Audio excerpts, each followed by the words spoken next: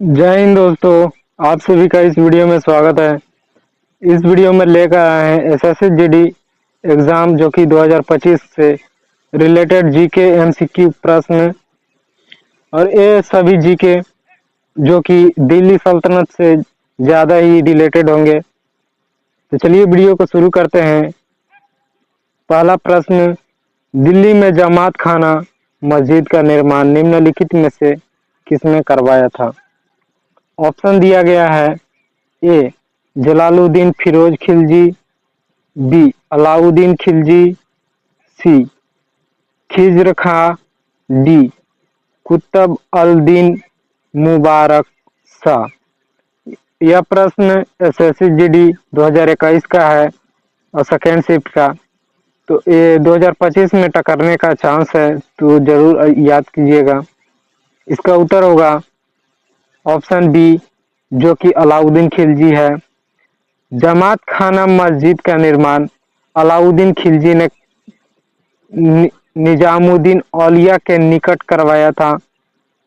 इसका निर्माण लाल बलुआ पत्थर से किया गया है। जमात खाना मस्जिद तत्कालीन मस्जिदों में सबसे बड़ी मस्जिद है। अगला, मोहम्मद तुगलक ने अपने सैनिकों को भुगतान करने के लिए टोकन मुद्रा का इस्तेमाल किया था जो निम्न में से किससे बनी थी? ऑप्शन दिया है अमूल्य सोना से, बी चांदी से, सी कांसे से, डी सस्ती धातु से। दोस्तों यह भी प्रश्न एसएससी-जीडी 2021 का पहला शिफ्ट का है। इसका उत्तर होगा ऑप्शन डी। मोहम्मद तुगलक ने अपने सैनिकों को वेतन देने के लिए कागजी मुद्रा की तरह टोकन जो कि सांकेतिक मुद्रा चलाई थी। ये सिक्के धातु के बने होते थे, लेकिन सोना चांदी के ना होकर के सस्ती धातु के थे। ऑप्शन डी जो कि है, और इसी सस्ती मुद्रा से जाली सिक्के बड़ी आसानी से बनाए जा सकते थे। अगला प्रश्न है, कुतुब मीनार के 5वें तल का निर्माण निम्न में से किसके शासनकाल के दौरान किया गया था? तो ऑप्शन है ए इल्तुतमिश, बी रजिया सुल्तान, सी फिरोज शाह तुगलक, डी मोहम्मद बिन तुगलक। यह प्रश्न जो कि 2021 का ही है, सेकेंड शिफ्ट का। इसका उत्तर होगा ऑप्शन सी फिरोज शाह तुगलक। कुतुब मीनार भारत में दिल्ली के पास मेहरौली में स्थित ईंट से बनी विश्व की सबसे ऊंची मीनार है।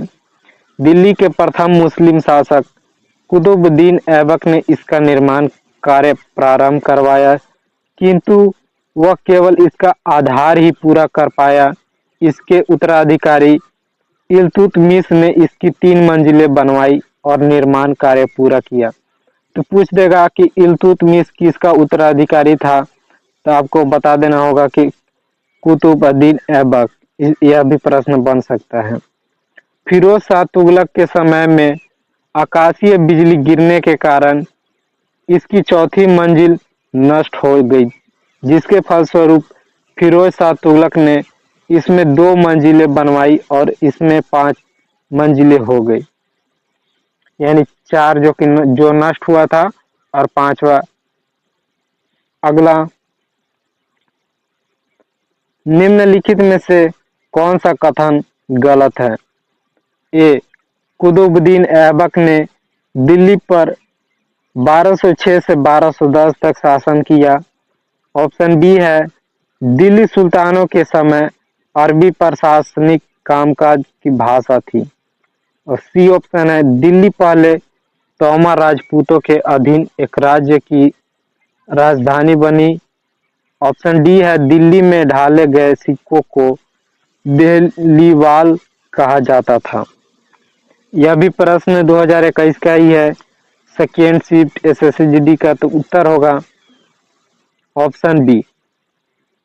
ऑप्शन बी कथन गलत है, जो कि दिल्ली सुल्तानों के समय और भी प्रशासनिक कामकाज की भाषा नहीं होती थी, फारसी होती थी। आपको याद होना चाहिए। अगला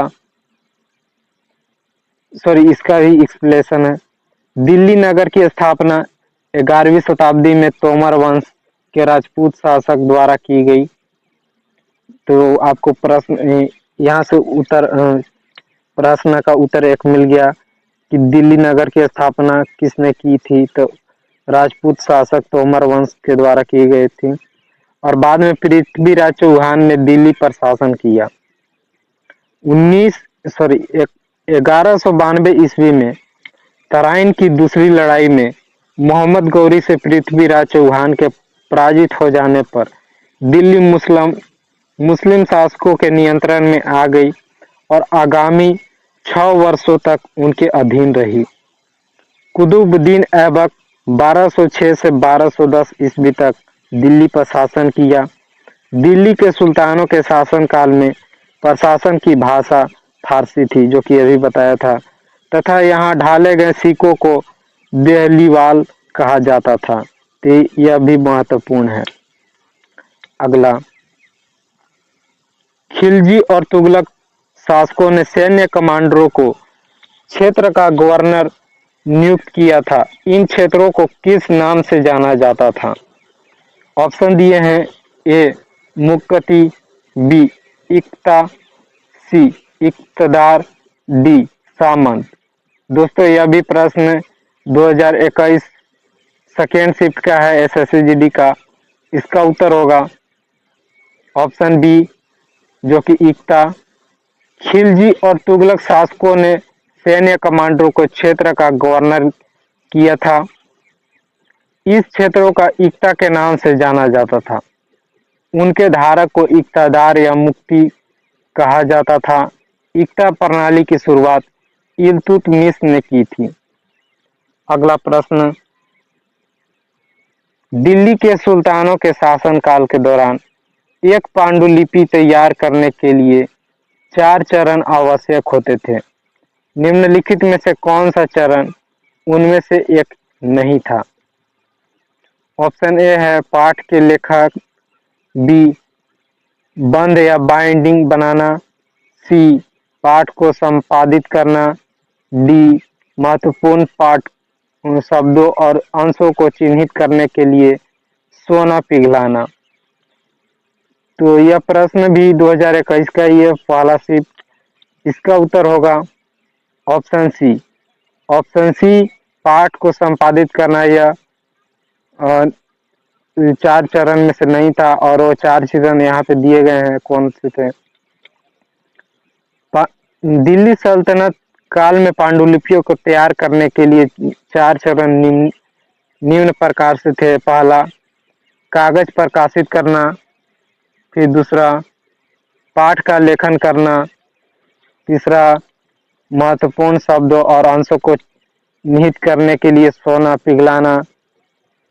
और चौथा है बंद या बाइंडिंग बनाना, परंतु पाठ को संपादित करना उन चरणों में शामिल नहीं था। पांडुलिपि से तात्पर्य हाथ से लिखी जाने वाली लिपि से है, आपको याद होना चाहिए। भारत में पांडुलिपि को पहले भोजपत्र, ताड़पत्र, ताम्रपत्र, लकड़ी पत्थरों आदि पर लिखा जाता था। पांडुलिपि का प्रयोग राजा महाराजा के कार्यों का वर्णन करने हेतु उनके द्वारा किए गए विकास को लिखने में प्रयोग किया जाता था। अगला प्रश्न देखते हैं, कुव्वत उल इस्लाम मस्जिद कहाँ स्थित है? ऑप्शन है ए पुणे में, बी दिल्ली में, सी मैसूर में, डी आगरा में। यह भी प्रश्न SSC-GD 2021 थर्ड शिफ्ट का है। इसका उत्तर होगा ऑप्शन बी, दिल्ली में स्थित है कुव्वत उल इस्लाम मस्जिद। इसकी निर्माण कुतुबुद्दीन ऐबक ने करवाया था। कुतुबुद्दीन ऐबक गुलाम वंश का संस्थापक था।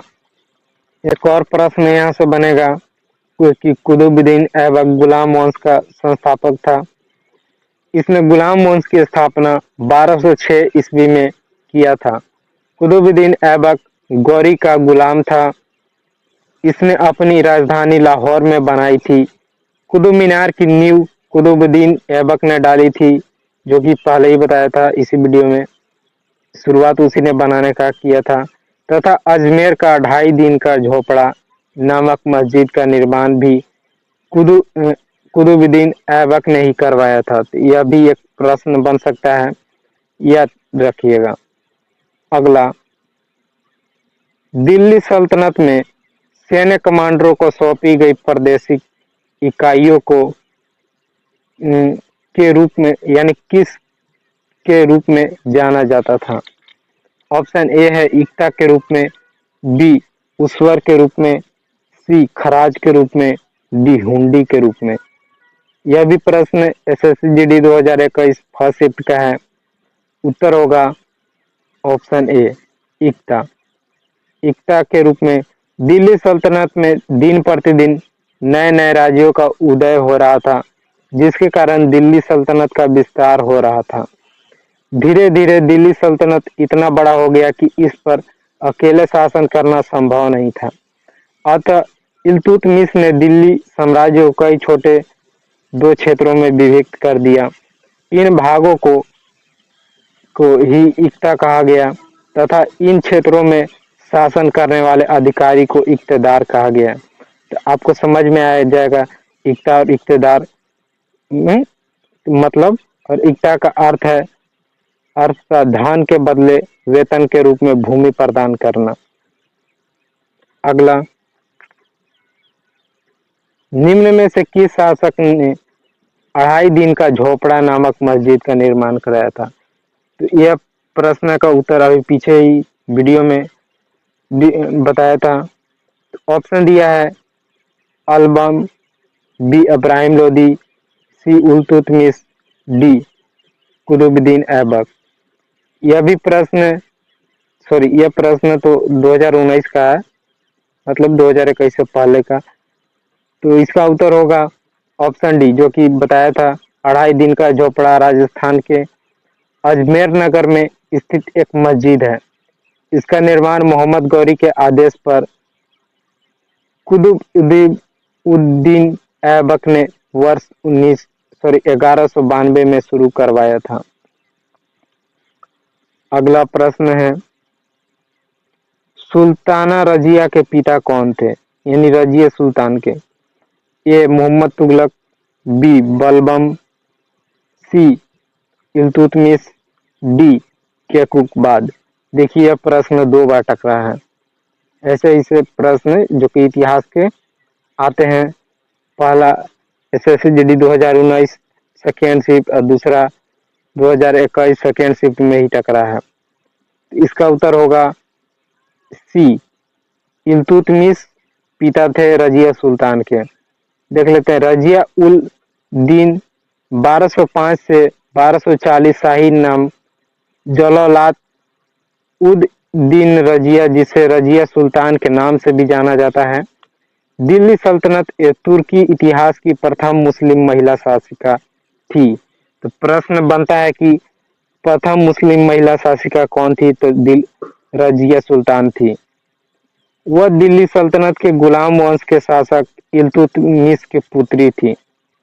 तो आपको पता होना चाहिए कि किस वंश के शासकीय थी। तो गुलाम वंश के, जो कि इल्तुतमिश की पुत्री थी, जिसने 1236 ईस्वी से 1240 ईस्वी तक दिल्ली सल्तनत पर शासन किया था। अगला प्रश्न है, अमरोहा के युद्ध 1305 में दिल्ली सल्तनत को किसके ऊपर विजय प्राप्त हुई? ऑप्शन दिया है A East India Company, B Bijapur सल्तनत, सी मंगोल सेना, डी पुर्तगाली साम्राज्य पर। यह प्रश्न 2019 फर्स्ट शिफ्ट का है SSGD का।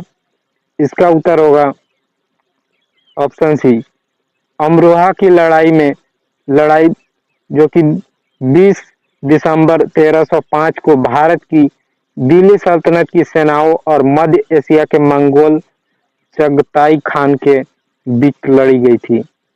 मलिक नायक के नेतृत्व में नेतृत्व वाली दिल्ली की सेना ने वर्तमान उत्तर प्रदेश में अमरोहा के पास जो कि अल बेग और तारतक के नेतृत्व वाली मंगोल सेना को हराया था। अगला, खातौली की लड़ाई 1517 में मेवाड़ के राणा सांगा जी ने दिल्ली के सुल्तान यानी कौन लोधी को पराजित कर उसे कैद कर लिया तथा फिरौती वसूलने के बाद उसे रिहा कर दिया। तो ऑप्शन ए है Bahlol Khan Lodhi, B Qutbuddin, option C है इब्राहिम, ऑप्शन डी सिकंदर। तो यह प्रश्न दोस्तों जो कि 2019 सेकेंड शिफ्ट का है, इसका उत्तर होगा ऑप्शन सी, इब्राहिम लोधी को कैद किए थे राजा राणा सांगा जी। तो मेवाड़ के महाराणा सांगा और दिल्ली के सुल्तान इब्राहिम लोधी के महत्वाकांक्षाओं के फलस्वरूप दोनों के मध्य 1517 ईस्वी में खतौली का युद्ध हुआ। इस युद्ध में राणा सांगा ने इब्राहिम लोधी को पराजित किया तथा उसे कैद कर लिया और फिरौती वसूलने के बाद उसे रिहा कर दिए। अगला, निम्नलिखित में से किसने अपनी अदालत या दरबार में सिजदा और पैबास की प्रथा शुरू की? ऑप्शन ए है अलाउद्दीन खिलजी, बी फिरोज शाह तुगलक, सी मोहम्मद बिन तुगलक, डी गयाउद्दीन बलबन। दोस्तों यह भी प्रश्न 2019 का सेकेंड शिफ्ट का है, इसका उत्तर होगा ऑप्शन डी, गयाउद्दीन बलबन ने अदालत दरबार में सिजदा और पौबास की प्रार्थना शुरू की। देखिए, सल्तनत कालीन सुल्तान बलबन ने ईरानी दरबारी प्रथा जो कि सिजदा था, घुटने के बल बैठकर सुल्तान के सामने सिर झुकाना, उसी को सिजदा बोला जाता है, और पाबोस जो कि पेट के बल लेटकर सुल्तान के पैरों को चूमना को कहा जाता है, पाबोस को राज दरबार में लागू किया। बलबन ने अपने राज्य में रक्त एवं लोहा की नीति लागू की। बलबन ने फारसी त्योहार नौरोज को भी प्रारंभ किया था। अगला प्रश्न, किस दिल्ली सुल्तान ने कठोर नीति अपनाई? ऑप्शन ए है गियाउद्दीन तुगलक, बी बलबन, सी इल्तुतमिश, डी अलाउद्दीन खिलजी। दोस्तों यह प्रश्न एसएससी जीडी सीआरपीएफ 2015 का प्रश्न है फर्स्ट शिफ्ट। इसका उत्तर होगा बी बलबन। बलबन ने कठोर नीति अपनाई थी, जो कि दिल्ली सुल्तान का शासक था। बलबन ने अत्यधिक कठोर नीति अर्थात रक्त और लोह नीति अपनाई। उसके समय सुल्तान की प्रतिष्ठा और शक्ति गिर गई थी। उसको पुनः स्थापित करना तथा जन साधारण के प्रति सुल्तान का भय एवं सम्मान उत्पन्न करना और साम्राज्य में कानून व्यवस्था की स्थापना के लिए उसने इस नीति का पालन किया। उसने इल्तुतमिश द्वारा स्थापित चालीसा का प्रभाव समाप्त कर दिया। आंतरिक विद्रोहों को नियंत्रित कर मंगोलों से राज्य की सुरक्षा की।